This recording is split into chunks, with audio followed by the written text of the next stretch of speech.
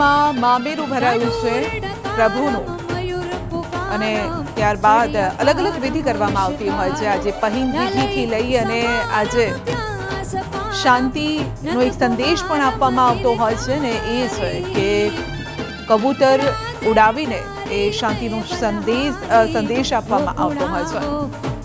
એક તરફ મામેરું પણ ભરાયું, બીજી તરફ અલગ અલગ સંદેશ આપવામાં આવ્યા છે. ખાસ કરીને ટેબ્લોઝમાં પણ અલગ અલગ સંદેશ રૂપી આ ટેબ્લોઝ બનાવવામાં આવ્યા છે અને તેમાં પણ ઓપરેશન સિંદૂરનો ટેબ્લો પણ આપે આજે જોયો હતો, જે સૌથી મહત્વનો રહ્યો છે. તો આજના રથયાત્રાના આ અવસર પર અલગ અલગ રંગ આપને જોવા મળ્યા છે અને તેમાં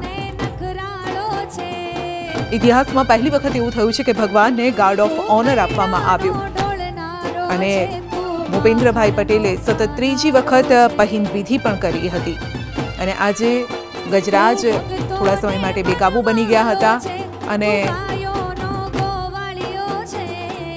ત્યારબાદ પરિસ્થિતિને કાબૂમાં લેવામાં આવી ને હેમખેમ આજે રથયાત્રા છે તે સરસપુરમાં પહોંચીને ત્યાં મામાના ત્યાં મામેરું ભરવામાં આવ્યું.